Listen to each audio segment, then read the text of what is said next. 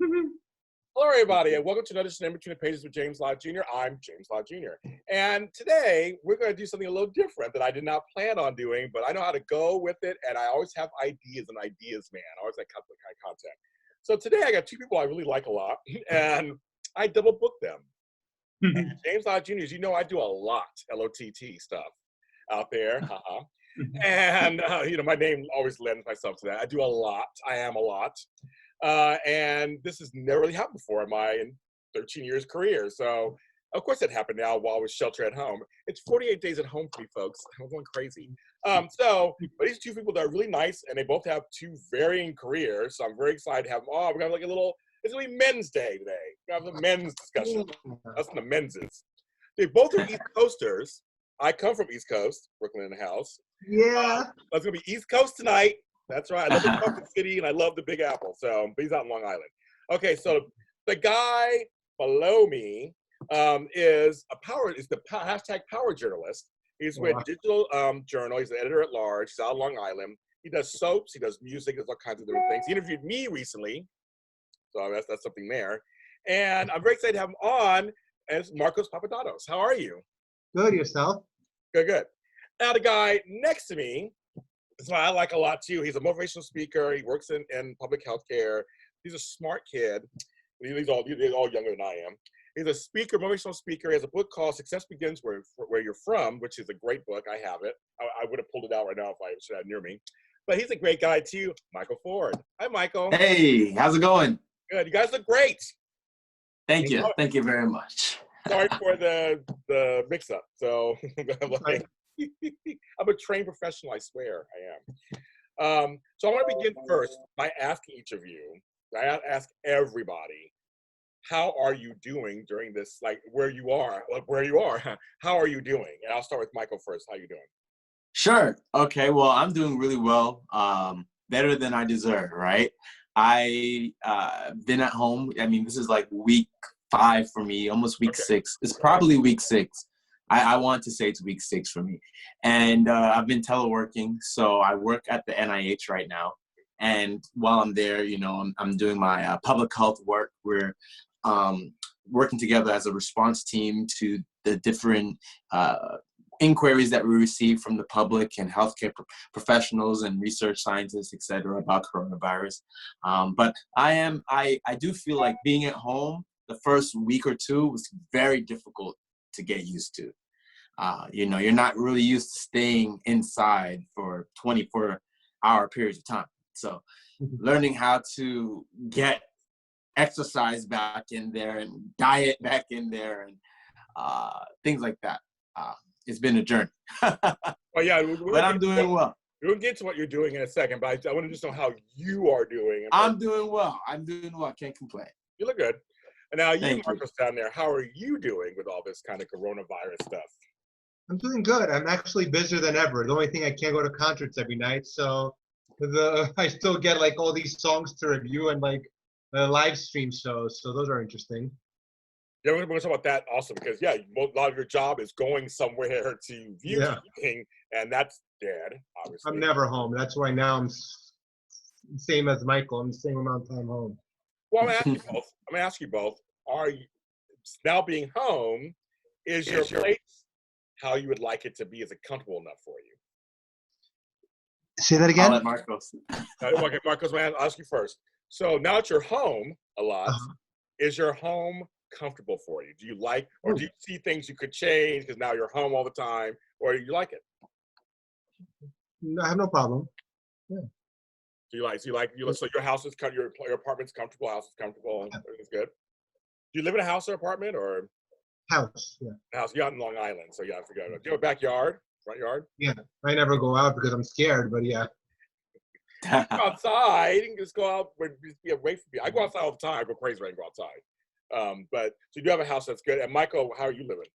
I'm very comfortable. I think part of it came from the fact that I recently moved to a townhouse a few months before COVID started. So if I was in my old place, I would not be comfortable. Oh yeah. I know people are finding out, that they're home, certain things don't work, and this isn't happening, and it's not comfortable enough, and they're fine because a lot of us are on the go Now I realize, Right. oh, I don't live near a store. You know, all these things. They're thinking about all these things. You know, they don't know about. Now they're figuring it out now. Like my kitchen's too small, or my closet's too big. You know, they're seeing stuff. So I was always curious, people. But now we're home. Now we're seeing what we purchased or what we're renting. Yeah. What it is. What is the mood in Long Island, Markos, where you live? Like you were telling me the other day, you have some folks who have the virus on your block or something. You were telling me. Yeah, it was crazy. That's why I don't want to go out because, like, you know, I don't want if their ball goes in my yard for me to catch it. It's crazy. It is very strange. And then, Michael, you're in this. You're actually, you know, working it out. You're in there. And how's it been for you as a worker? Crazy. Feeling all the I can imagine. Absolutely crazy. And by crazy, I mean busy. We're, you know, inundated with work. Because it's like you always, by the time you find out something new about coronavirus, it changes just like that. I mean, I've seen, you know, from the simple name being changed from novel coronavirus to, you know, now it's COVID-19, and we're learning now that the virus might not actually like be spread just at 6 feet. It might go longer than 6 feet to up to 12 feet. So there's just so many things. So it's busy. It's busy. Yeah, I heard. Yeah, that's the one thing I think. It's like every second there's something else. You're like, here's 6 more things that, you know, could happen. You know, it's like, I don't know if I like that. Right. Right. So for you, I guess for you, the whole thing is about staying calm because you're helping other people. Yeah, you gotta be calm so you can actually get information. I guess it's your thing. That's exactly right. You have to be calm. And then what I've learned a lot during this time is to just be patient in terms of finding the information to give to the people, the correct information, because sometimes you might feel stressed or rushed, or like there's a lot of pressure, especially with all the changes surrounding the situation.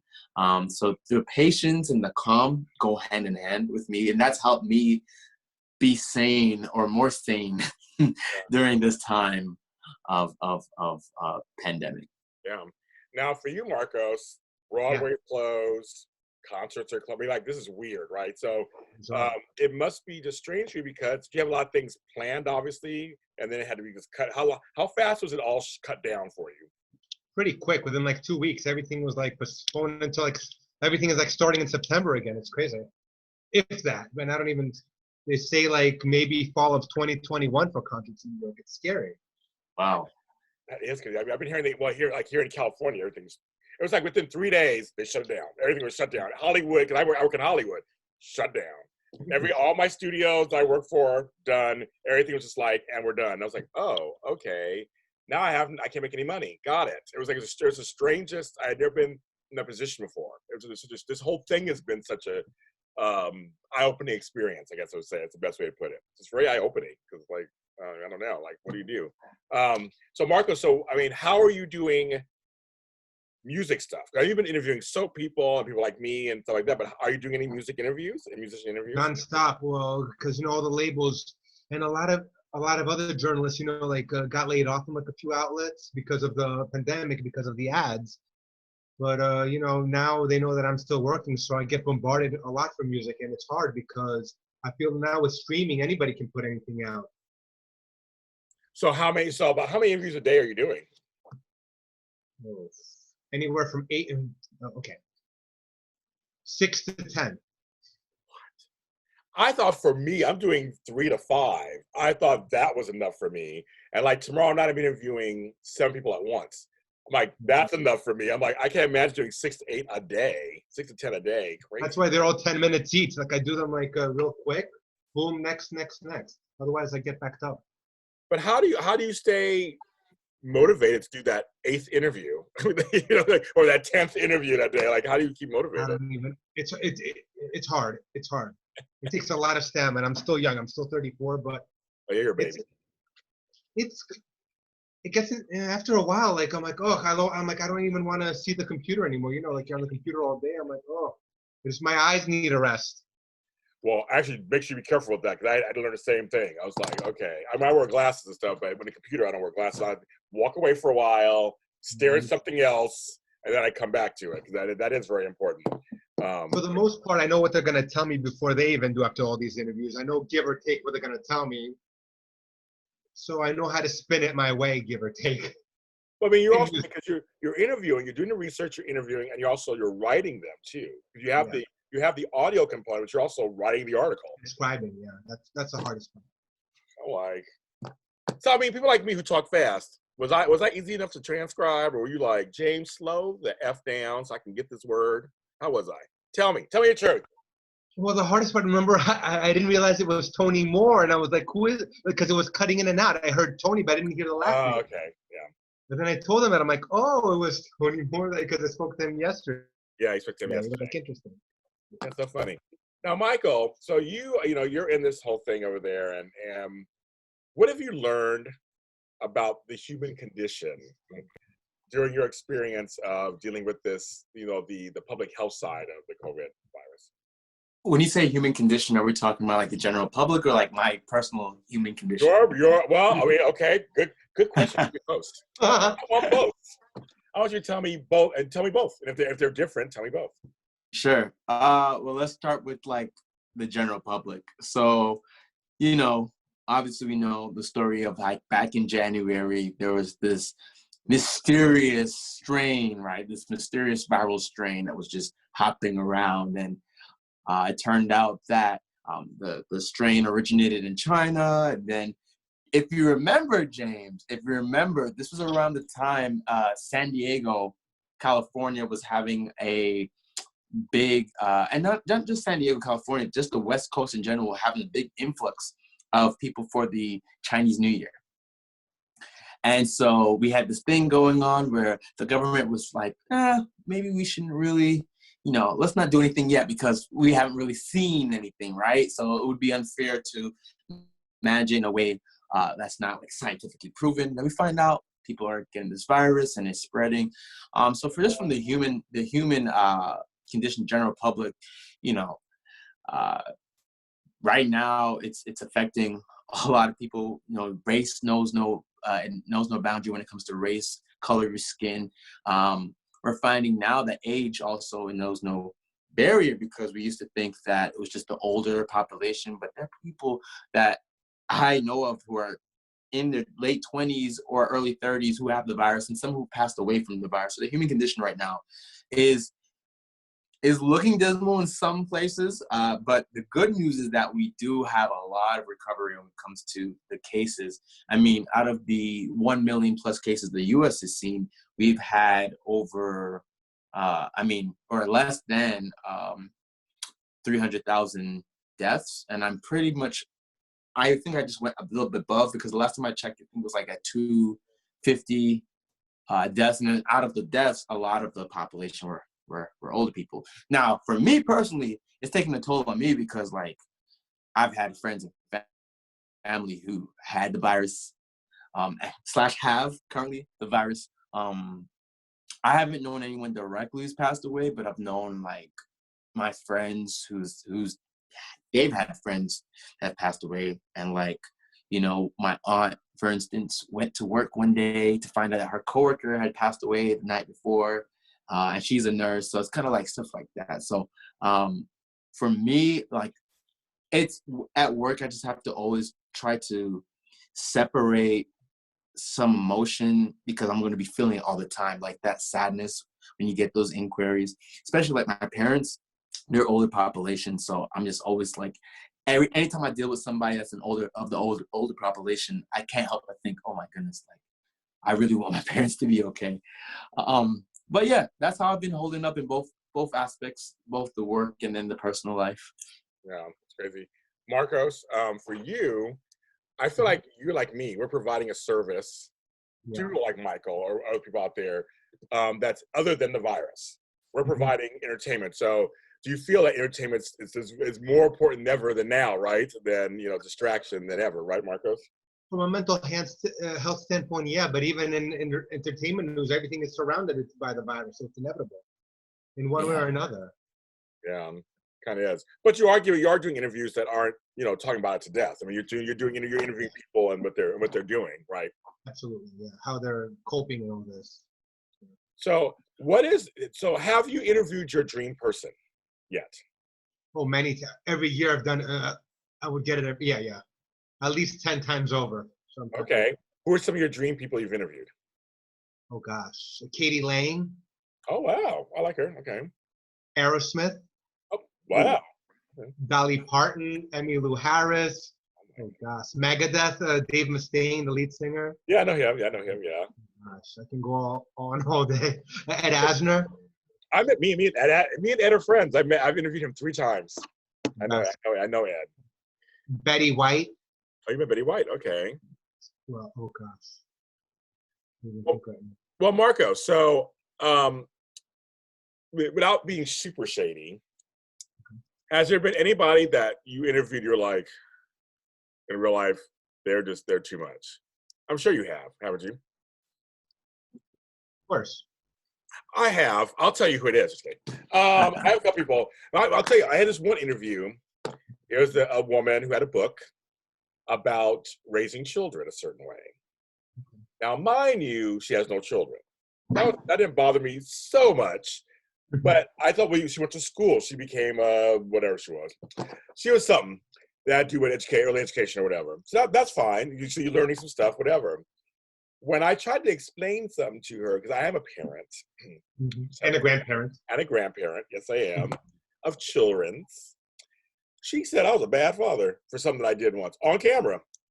And I'll never forget how to sit there and I'm like, so, okay, well, I wouldn't say that.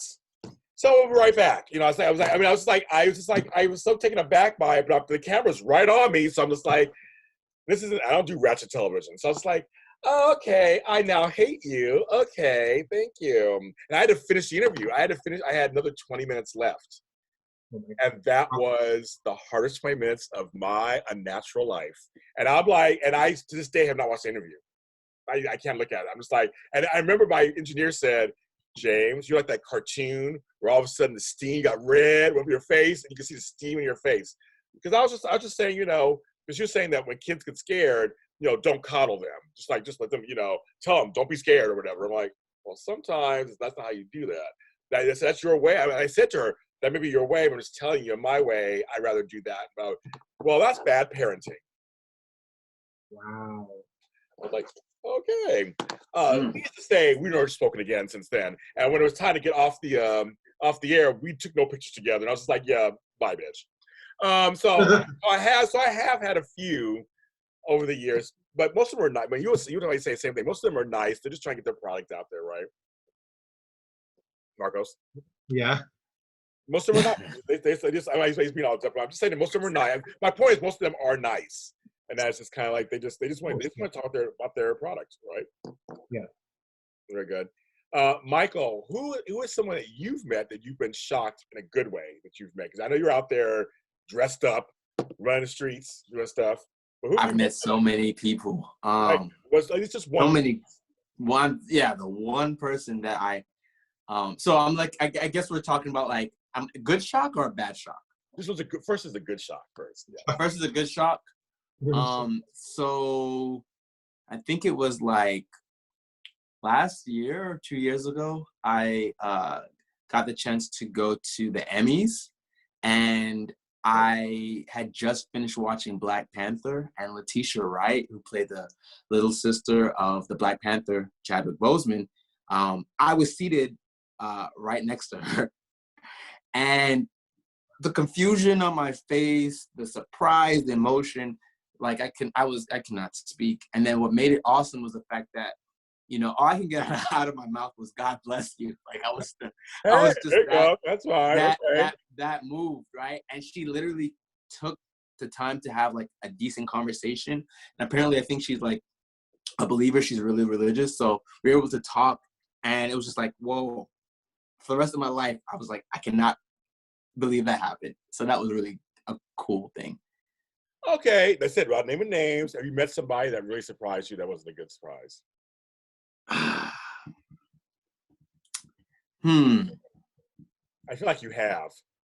I feel like if I have, I've put it out of my mind. Okay, that's good then. Okay. I don't want to say it was a bad surprise, but I'll have a twist on it. Oh.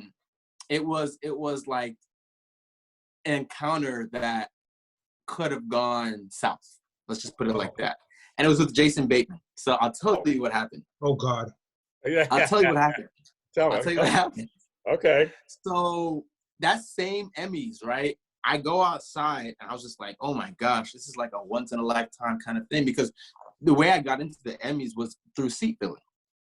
I had known an agency that had an extra seat that needed someone, and I said, hey, I'm your guy. Let me be your guy. You know it.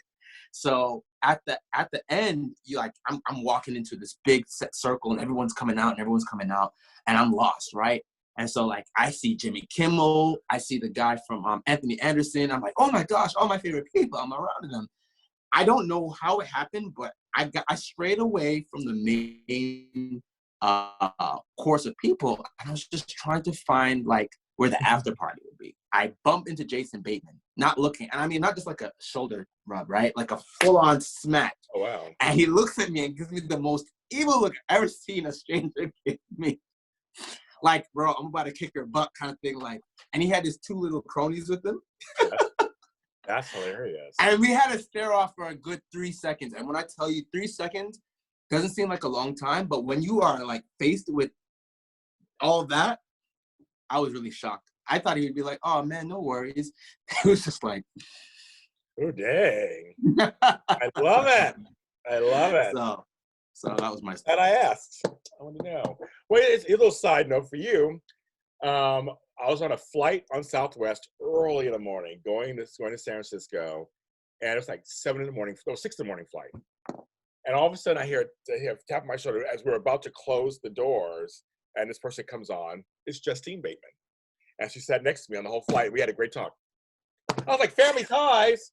I'm like, hello. So speaking of the Bateman family, she was nice actually. So we had a good time. I didn't step on her or anything, knock into her. So I guess we're good. I love that. Yeah.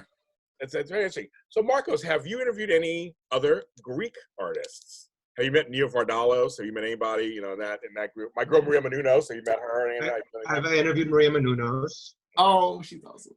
And we did. I think we did have one of my bosses. We did have the interview in Greek. It was nice. We spoke in Greek. It was nice. That's nice. Yeah, she knows her Greek. Yes. I sent her Tekanis. I know that. A few things. Yeah. So then she sent that back. But anybody else Greek you've actually talked to? Well, Gio Marini is part Greek, so that counts. Did not know that. Greek, French, American. Well, his mom is half Greek and half French, so yeah. Didn't even know. Wow, didn't even know that. He was on Days of Our Lives. Did you interview him for that or? No, this was 10 years ago. He was on Dancing with the Stars, so he was like my first cover story. Oh. It was nice. Okay. Wow. So it must be nice to interview somebody with using one of your native tongues, and you guys have something in common like that. It must be nice. Yeah. He didn't speak Greek, but we did it in English. Yeah. I could have spoken to him in French. I could have done it. There you go. See, there you go. It's good to know another language sometimes. What is your favorite Greek dish? Spinach pie, spanakopita. I love spanakopita. I know it's good. I know it's good. It's good. It just melts in your mouth. yeah. I know it does. That's good. I love it. It's good, and it's like, you feel good afterwards. It's nice. Yes, Greek food. Greek is good. As they always say, Greek is good. So, Michael, where I don't think I asked you this last time I've interviewed you or whatever. Where are your family from originally? So my dad is from St. Lucia. I've been to St. Lucia. Okay. Have you? I have. I've been to St. Lucia. I know St. Lucia. Wow. Okay. And my mom's from a smaller island that's like not too far off. It's called Dominica. I've been there too. There also. Oh, wow. Yes. Yeah. So the cuisine in my house is so Caribbean centric. But shout out to Greek food because my dad's a chef, right? And let me tell you, he lives for international cuisine. So when he was younger, and he actually trained in Brooklyn at culinary school in Brooklyn. Yeah. So he made the pact with himself, like, I'm not just going to be well-versed in my Caribbean culture. Like, I'm going to know all foods. So growing up, the reason I got so excited about spanakopita is, like, growing up, my dad used to have, like, okay, this weekend is Greek weekend. We're having spanakopita. We're having, like, homemade Greek yogurt. We're having, this, that, and that. Yeah. Get Markos excited Awesome. over there. Awesome. Get excited over there. Yeah. Oh yeah. Yeah, I Greek- I can just taste this kind of confident Ed right now. Like it literally melts in your mouth. Literally. That's good. No, it's good. I know. I grew up with Greek, so I know Greek food too. I love it. Yeah. Good stuff. Good But stuff. so you're Caribbean too. I'm a Caribbean boy also. So it's Are you? Yes, my West Indian and Puerto Rican. I did not wait. Time out. I did not know this. You know that? Oh yeah, I speak Spanish. And everything. I mean, I'm telling you, I mean, I've been to Caribbean my whole life, going all the time. I've been my mother is Puerto Rican on one side. Then there's Dutch Antilles down. There's a place called St. Eustatius. Yeah. Barbados. Wow. So, That is a small world. So my great grandfather is actually from around that Asian region. So yeah. yes, Family ties. Exactly. I come from, like I said, I grew up with Greeks and I grew up Caribbean. So I mean, I'm all about both, and I love the Caribbean. Whenever I go, I've been to 13 islands in the Caribbean over the years. Wow. And I love it. I feel right at home down there. It's very brown, so I like that. I do, and the food's always good everywhere. The food's good everywhere. Yeah, it's great. Like, it's good food. I mean, that's what I like. And Greeks have good food too. And we have and it's reasonably priced, right, down there? It's reasonably priced down there, right? Oh yeah, I've never been there. The dollar, the U.S. dollar goes very far in the Caribbean. Very far. Especially Not like New York prices.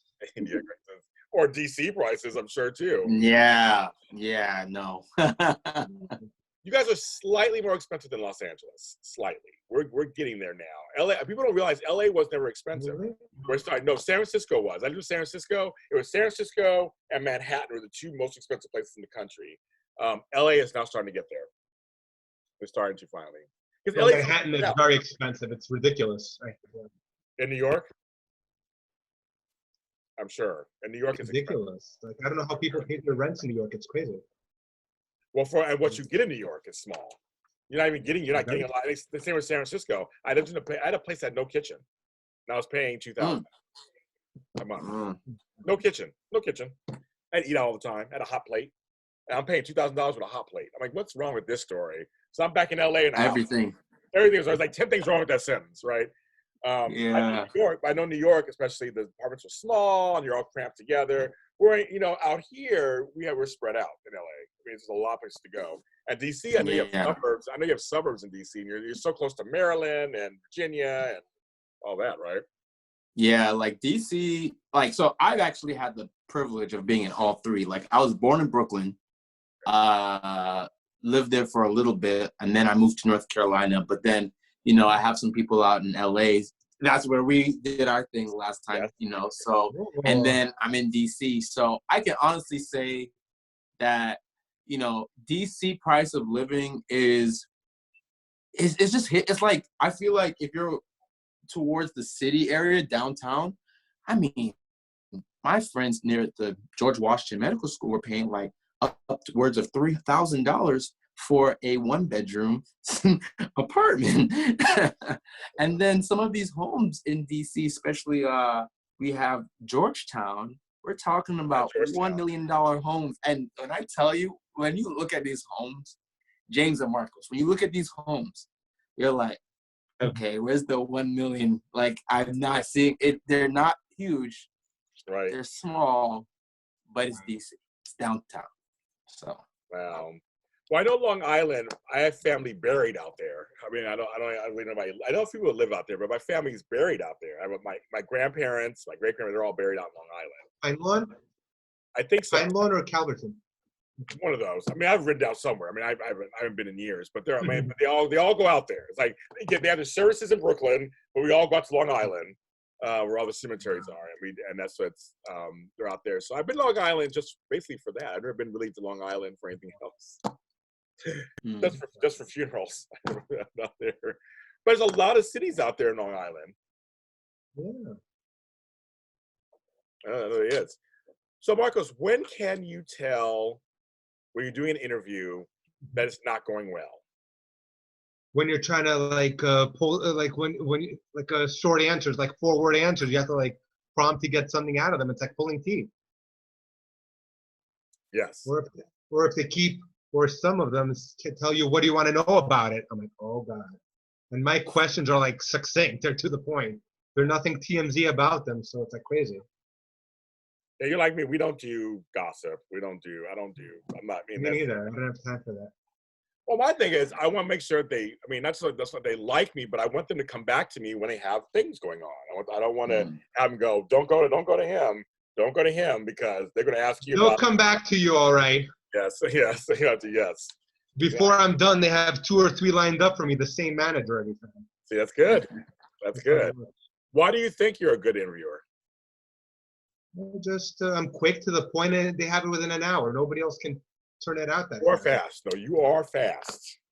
I'm not that fast. So I'm a little older. I'm not that fast. I take my time. I try to turn around, but I know you're fast with them. I try to get there. I always feel like I try to make folks feel comfortable. That's what I try to do. And listen. Those are 2 things. I mean, that's what you got to do. And then just do your research and go from there. Or I always say, at least know their names. Know their name and what film they're from. Exactly. I feel like those are 2 things that's my whole job. Just know those 2 things. Hi, I'm interviewing Michael Forde, and he is what does he do? He does something like this. I've seen that happen in interviews. Oh man! It's like, wow. Or you get the name wrong. Yeah, Michael Forde. He stars in, but like he'll star in that. That's a different.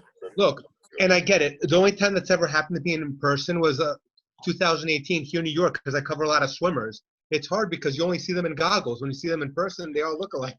When they're one day a year, they're dressed in like their tuxes and stuff. That's funny. So you go to sports awards? Well, I know I cover swimming and track and field, so those are my 2 things. But yeah. Okay. Like at the red carpet, like my first time, I'm like I was getting all the girls wrong because like their hair isn't like a hairnet. You don't know how they look like outside of the sport. That makes sense. That does make sense, because I'm interviewing people that look like themselves, kind of a version of themselves. You see, even their coaches wouldn't even know them. They're like, oh, they're all dressed up. That's so funny. I did see one of my colleagues once really dressed up, and I was like, "Who are you?" I'm like, "Oh, okay, you're really dressed up." Like, it was at the Emmys. I was like, "That's you? Oh my God, it's crazy!" For the Golden Goggle Awards. That's so for the Golden Goggles. I like that. That's interesting. That's I never even thought of it before. Stuff like that. They're all suited up. You can't see them. I think. So, I mean, I want to ask you actually a question. This is for both of you, and whoever can answer first or whatever. Michael. In today's world, what does being a man mean to you? Woo. That is a deep question, my friend. Yes, it is.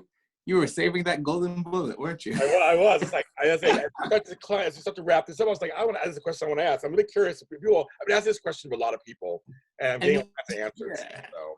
Yeah, it's just the way you deliver it. It's like, what does a man mean to you? I am a it. Yeah. Well, for me, I think it's really simple. Being the best. 3 things. Let's do a 3-part. Being the best version of yourself. That means working on yourself, growing. That means academically, spiritually, financially, physically, just growing as an individual. 2, being willing to take a deeper look into what it means to get your point across, to communicate. I feel like this is not for all men, but a lot of us sometimes might have problems communicating and knowing how to communicate in different spheres.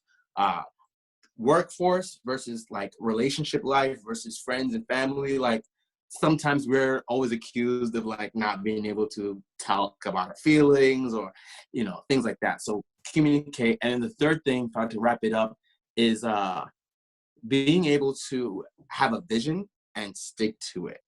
Because I feel like a lot of us men, we have visions, but there's so many things in the railroad that come up and derail us. And I feel like not just saying you're going to do something, but just doing it. Like, let's make things happen. That's why I miss Kobe so much, man. Like, this guy, I listen to his podcast all the time, all of his motivational content. And he said, like, the definition of you being successful, especially as a man, is it's math. You have 24 hours in a day. What are you going to do with those hours? What are you going to do with that time? it's enough to say you're going to do something, but are you actually going to follow through? He's like, because I always follow through, and that's why I got to where I was today, I am today kind of thing. So I feel like those three things, to me, that's what being a man is. It's funny. People always ask me how I do all the things that I do. Everybody knows I do a lot of different things. And I say I make the most of the time I'm awake. That's it. I get sleep, folks. I get 7, 8 hours of sleep a night. I do. I sleep really good.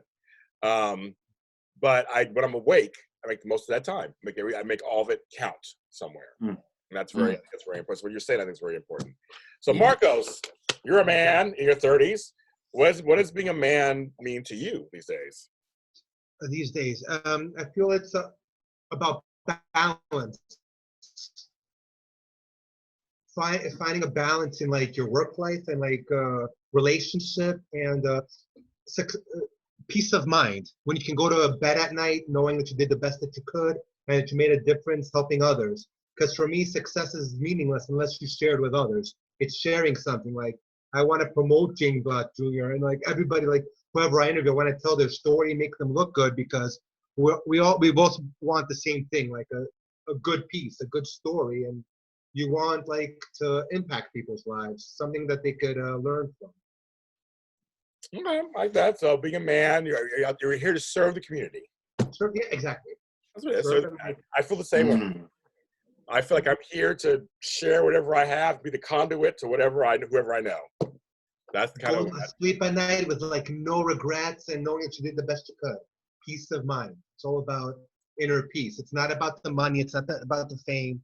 It's about service and being. It's about relationship. I agree with that completely.